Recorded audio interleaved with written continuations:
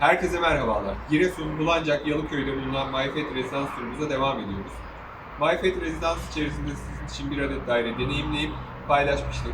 Daire tamamıyla hazırlanmış, hatta içerisinde yaşam başlamıştı. Şu an ise bir dubleks dairenin içerisindeyiz. Burası şu an daha tamam pozisyonda, yani henüz tamamlanmamış. Birçok şey bitmiş fakat bazı şeyler kullanıcının tercihine bırakılmak adına yapılmamış, tamamlanmamış ve daha tamam şeklindedir. Arkamda görmüş olduğunuz birbirine eşsiz Giresun'un deniz manzarası var. Aynı zamanda Karadeniz içerisinde bulunan tek ada olan Giresun Adası'nı da buradan görebiliyoruz. Şu an içinde bulunduğumuz dubleks daire tam 300 metrekare, 5 balkon ve 3 adet banyoya sahip. Şimdi sizlerle birlikte bu harika daireyi deneyimleyelim. Herkese merhabalar. Şu an dubleks dairenin ana giriş katındayız.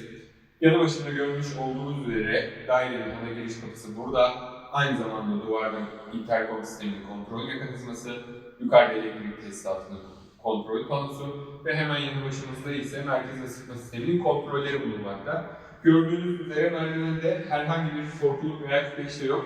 Bunun sebebi de kullanıcının tercihine bırakılması.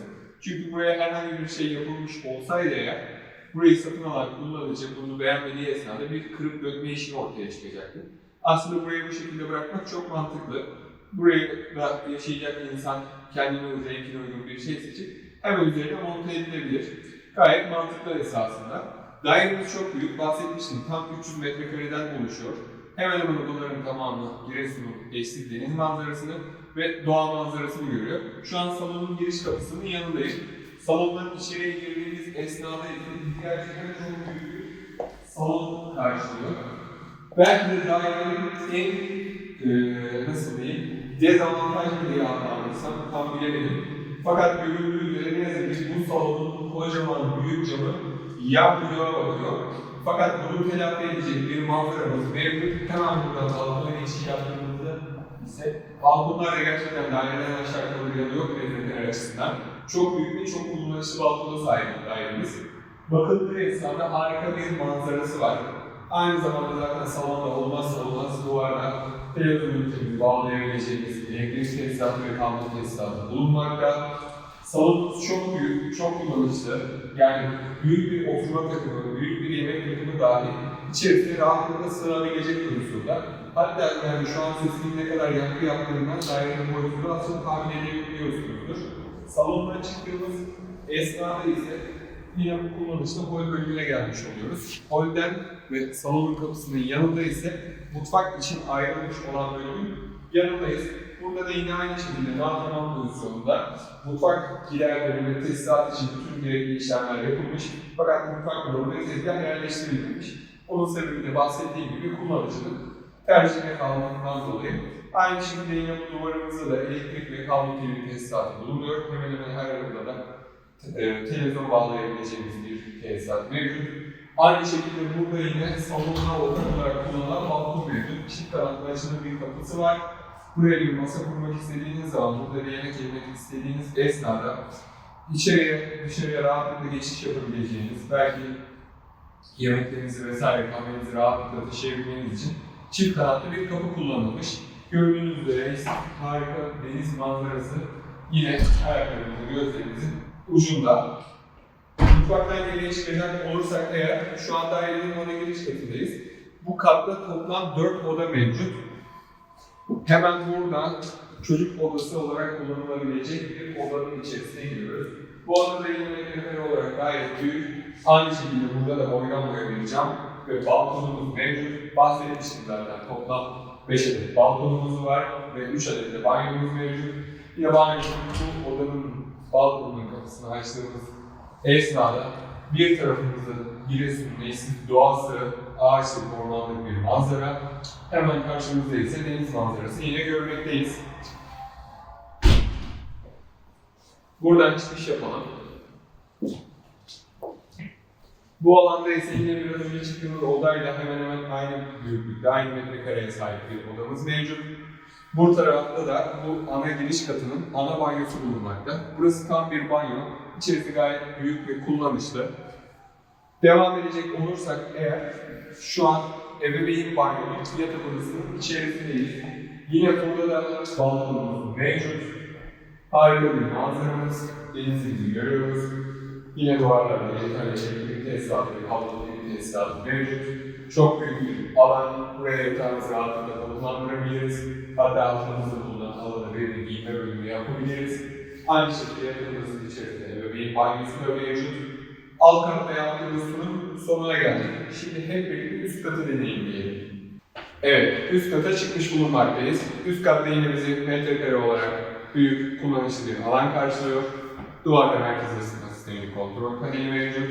Hemen yanı başımızdaki kapıdan içeriye girdiğimiz esnada bizi çok büyük bir oda karşılıyor. Burayı da katı salon olarak ağlandırabiliriz. Duvarlarda fazlaca priz çıkışı, gerçekten günümüzün ihtiyaçlarından biri fazlaca priz çıkışları, çünkü artık her şey akıllı ve elektronik olduğu için sürekli bir şarja bağlı kalma durumu içerisinde kalıyoruz. Ve odanın içerisinde köşe yapmaktansa böyle fazlaca bulunan prizler hayatımızı kolaylaştırıyor. Yine aynı zamanda telefonunuzu bağlayabileceğiniz kablo TV çıkışları mevcut. Şu an dubleks dairenin üst katında olmamıza rağmen dikkatinizi çekecektir. Birçok yerdeki dubleks dairelerin üst katlarındaki tavan dik bir açıyla aşağı doğru indiği için çok kullanışsız olur. Fakat buradaki imar yönetmeliğinin avantajlarından biri de bu. Şu an dubleksin üst katında olmamıza rağmen tavan yüksekliğimiz standart bir dairenin tavan yüksekliğinden çok daha fazla. O sebeple bir dubleksin üst katındaymış gibi hissetmiyorsunuz. Gayet kullanışlı. Hem metrekare olarak kullanışlı hem de tavan yüksekliği olarak daha yüksek olduğu için gerçekten ferah bir alanda yaşamış oluyoruz. Hemen yanı başımızda çift kanatlı açılır bir kapıdan büyük bir balkona çıkış yapıyoruz. Balkonumuz bahsettiğim gibi bu dairenin içerisinde tam 5 adet balkon var. Bu da metrekare olarak oldukça büyük bir balkon. Hatta diğer bloktaki daire sakinleri burayı kapatıp bir kış bahçesi haline getirmiş. Yine arkamda görmüş olduğunuz gibi harika bir deniz manzarası. Bahsetmiştim size, Karadeniz'in içerisinde bulunan tek ada Giresun Adası'nı da görmek mümkün. Gerçekten çok güzel, çok ferah. Hem metrekare olarak büyük bir yerde yaşıyorsunuz, hem tavan yüksekliğiniz fazla, bir basınç hissetmiyorsunuz ve böyle de müthiş bir manzaraya bakıyorsunuz. Gerçekten burada yaşamak insanın yaşam kalitesini arttıracak pozisyonda. Turumuza devam edelim. Bu müthiş balkonu ve bu büyük odayı geride bırakalım. Yine ana bölümdeyiz. Sol tarafımızda tam bir banyo. Metrekare olarak burası oldukça büyük. Belki metrekare olarak büyük olduğunu sürekli sizlere tekrarlıyorum ama gerçekten ciddi anlamda 300 metrekarenin içerisinde olduğunuzu hissediyorsunuz. Üst kattaki diğer odaya geçiş yapalım. Burada yine metrekare olarak oldukça zengin bir odanın içerisine giriyoruz. Duvarlarda kablo TV ve elektrik tesisatı mevcut. Tavan yüksekliğimizde biraz önce bahsettiğim gibi harika, büyük, ferah. İçeriye oldukça ışık alıyor. Çekim esnasında bazı yerler karanlıkta kalmış gibi görünebilir. Fakat bir elektrik problemi yaşadık. O yüzden dairenin içerisinde elektrik veremedik şu an. Ondan dolayı sizden özür diliyorum. Yine bu adanın içerisinde harika bir balkona açılan çift kanatlı açılan kapımız var. Buradan balkona çıktığımız zaman size harika bir yere geçiş yapmış oluyoruz. Bu balkon bence diğerlerinden çok daha güzel. Çünkü hemen bir köşesinden sitenin ortak alanlarını görüyorsunuz. Ve burada deniz ve doğanın birleştiği tam orta noktadayız. Sağ tarafımızda harika bir deniz manzarası, sol tarafımızda ise eşsiz doğasıyla Giresun Dağları, ormanlık, çay alanlarını görüyorsunuz. Gerçekten bir taraftan orman ve dağ havasını alırken bir taraftan da deniz havasını alıyorsunuz. MyFed Residence sizlere bunların her ikisini de sunuyor. Bahsettiğim gibi oldukça büyük, metrekareye sahip bir dubleks daireyi sizlerle birlikte deneyimledik. Daire çok büyük. Bir mimar yardımıyla, bir mimar çalışması yapılarak bu içerideki her metrekare çok kullanışlı ve çok güzel şekilde tasarlanabilir. Söylediğim üzere daire tamam pozisyonda, bazı şeyler kullanıcının tercihine bırakılmış. Fakat içeride herhangi bir metrekare kısıtlılığı olmadığı için istediğiniz her pozisyona getirebilirsiniz. Bahsetmiştim, tam 5 adet balkonu var. Bu balkonlardan istediğinizi üzerini kapatıp bir kış bahçesi haline getirebilirsiniz. Veyahut da açık bırakıp farklı değişiklikler yapabilirsiniz. İstediğiniz gibi bir oturma alanı elde edebilirsiniz. Bir barbekü yerleştirebilirsiniz.